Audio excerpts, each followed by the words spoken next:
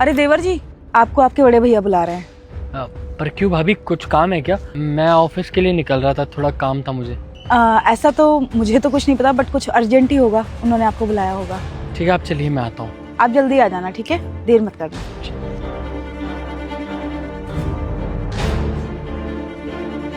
कहाँ चल दिए?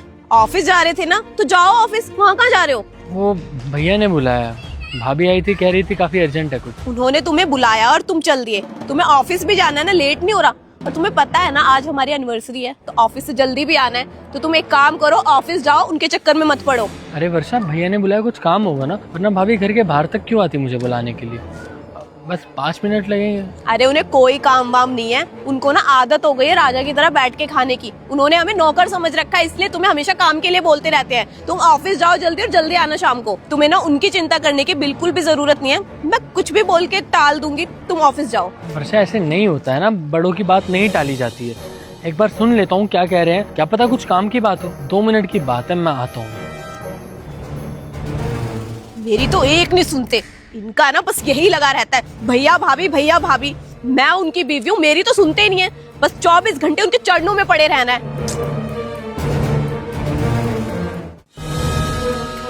उज्जवल को बुलाया तुमने?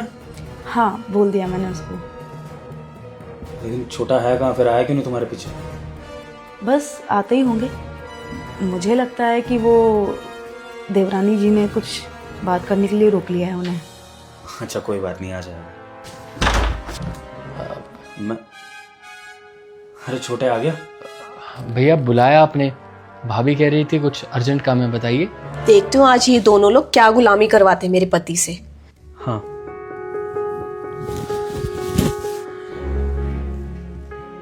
इधर आ। ये ले, तेरी एनिवर्सरी के लिए कुछ पैसे। आज बहू और तू जाके सेलिब्रेट करो, किसी अच्छी जगह खाने पीने जाओ। बहू के लिए अच्छे से कपड़े खरीद, उसको अच्छे से मॉल वगैरह में लेके जा, और दोनों खूब एंजॉय करो। ये ले। भैया इसकी ज़रूरत नहीं है, मेरे पास पैसे रखे हैं, मैं उससे उसको कुछ दिलवा दूंगा और खिला पिला दूंगा। खाक पैसे हैं तेरे पास? अपने भाई से झूठ बोलता है। तेरा बड़ा भाई अच्छे से जानता है कि तेरी नौकरी जा चुकी है। हाँ, और तुझे क्या लगा छोटे, अगर हमारी शादियां हो गई हैं, हमारे घर में बीवियां आ गई, हमारी गृहस्थी बस गई है, तो क्या भाई भाई आपस में एक दूसरे के बारे में नहीं सोचेंगे? बचपन से तेरा ध्यान रखा है छोटे, और पापा के जाने के बाद ये वादा किया था कि तेरा ख्याल वैसे ही रखूंगा जैसे वो रखते थे। तो फिर तू ये कैसे सोच सकता है कि अगर छोटे भाई पे कोई मुसीबत आ गई है तो बड़ा भाई चुपचाप देखता रहेगा, उसको कुछ पता नहीं लगेगा? माना कि शादी के बाद हमारे बीच में थोड़ी दूरियां हो गई हैं, रेगुलर बात नहीं करते हम लोग, लेकिन इसका मतलब ये नहीं है कि मुझे तेरी होश खबर नहीं है कि तेरी लाइफ में क्या चल रहा है। अच्छे से जानता हूँ। जॉब नहीं है ना तेरे पास, रोज़ बहू को झूठ बोल के जाता है कि जॉब पे जा रहा है और नई जॉब ढूंढने जाता है, जो कि मिलती भी नहीं है। देख छोटे, ये तो हमारे संस्कार हैं कि तू मेरे सामने हाथ नहीं फैला रहा, और आज भी तू इतनी खुददारी दिखा रहा है कि तू मुझसे ये पैसे नहीं ले रहा। लेकिन छोटे, हम बड़े हैं तेरे, और हमारा फ़र्ज़ है कि जब छोटे को हमारी ज़रूरत हो तो हम आगे आए। तो इसलिए छोटे, तू इन पैसों के लिए मना नहीं करेगा। ये पैसे रख और अपनी एनिवर्सरी अच्छे से मना। तो इसलिए मैं चाहता हूँ छोटे कि तू ये पैसे रख। वैसे भी अब तू अपने भाई को अपनी मुसीबतों के बारे में तो बताएगा नहीं, तू तो अपना फ़र्ज़ निभाएगा नहीं, तो बड़ा भाई अपना फ़र्ज़ निभा ले। ले पकड़ पैसे। देवर जी, आपके भैया को ना एक बात बहुत चुभी। आपकी जॉब चली गई और आपने हम दोनों को बताना ज़रूरी नहीं समझा, और ये बात मुझे बाहर के बंदे से पता लगी, तब मैंने आकर इनको बताया। हम आपके अपने हैं, कम से कम आप हमें तो बता सकते थे। छोटे, मैं जानता हूँ कि बहू को हम भाइयों का रिश्ता पसंद नहीं है। वो नहीं चाहती है कि हम दो परिवारों के बीच में कोई मेल जोल रहे, कोई बातचीत रहे। लेकिन मैं इसमें बहू की भी गलती नहीं मानता। वो नए ज़माने की बहू है, उसके नए ख्यालात हैं, और ये चीज़ें अक्सर घरों में होती रहती हैं। लेकिन इसका मतलब ये नहीं है कि बहू के लिए हमारे दिल में कोई नफ़रत है, और तेरे लिए तो कभी नफ़रत आ ही नहीं सकती छोटे। तेरे लिए तो बड़े भाई की जान भी हाजिर है।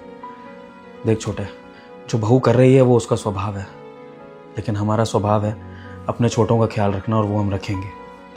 तू भले ही बहू को सबके बारे में मत बताइयो, तू बहू को ये बता दियो कि ये पैसे तुझे कहीं बाहर से उधार मिले हैं। लेकिन छोटे, ये पैसे लेने से मना मत कर। तू ये पैसे ले लेगा ना आज, समझ ले तू अपने बड़े भाई का दिल रख लेगा।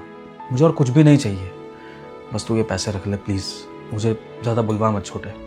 भैया रहने देते हैं ना पैसे, आपने इतना सब कुछ कह दिया, मेरे लिए उतना ही काफ़ी है। वरना कौन भाई शादी के बाद अपने छोटे भाई के लिए इतना सब कुछ करता है। और भाभी पराए घर से आकर मुझे अपने भाई जैसा प्यार करती है। आज के ज़माने में ऐसी भाभी कहाँ मिलेगी।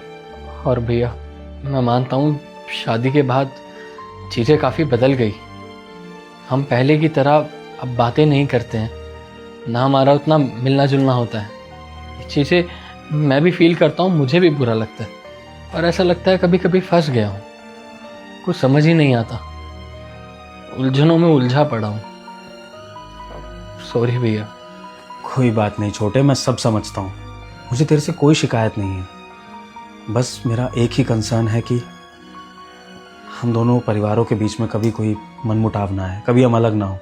क्योंकि अगर परिवार में एकता रहेगी तभी ये परिवार एकजुट होकर चल सकता है। और कुछ नहीं तो मुसीबत में तो दूसरे के काम आ सकते हैं ना।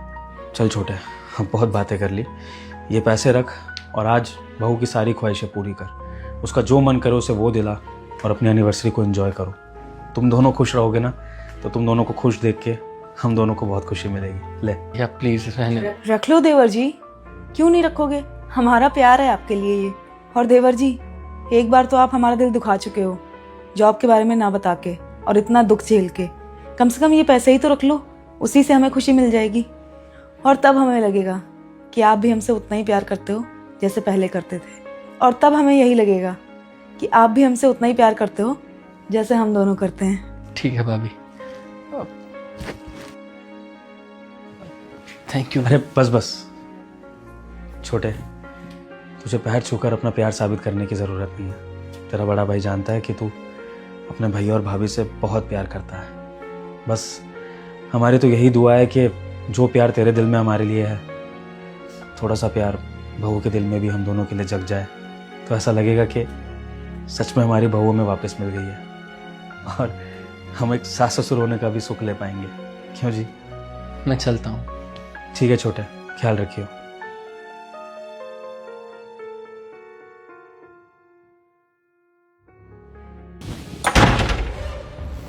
सब कुछ सुन तो लिया होगा ना तुमने, जिन भैया भाभी के खिलाफ तुम इतना जहर उगलती हो।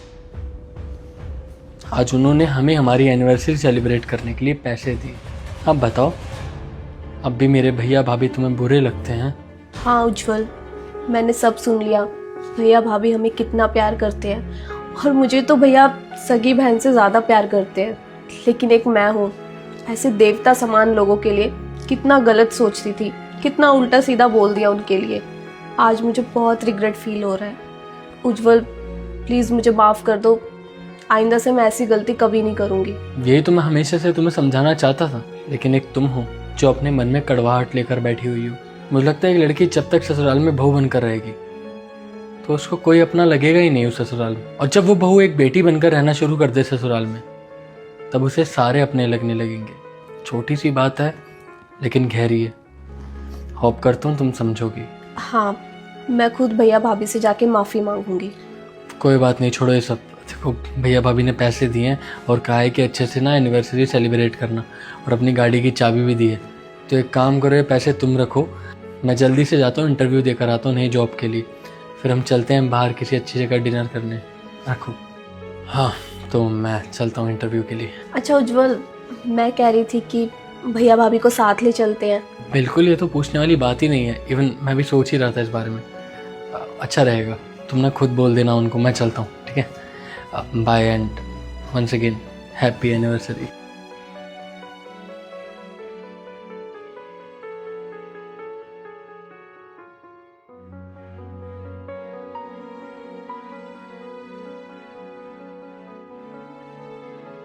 दोस्तों, परिवार की बागडोर बड़ों के हाथ में होती है, तो इसलिए अगर छोटे राह भटक जाएं तो बड़ों का सही फर्ज है छोटों को सही राह पर लाना। अगर आपको हमारी वीडियो का संदेश अच्छा लगा हो तो हमारी वीडियो को लाइक करिए, शेयर करिए और कमेंट सेक्शन में आपको वीडियो कैसी लगी ये ज़रूर बताइएगा। Thank you so much.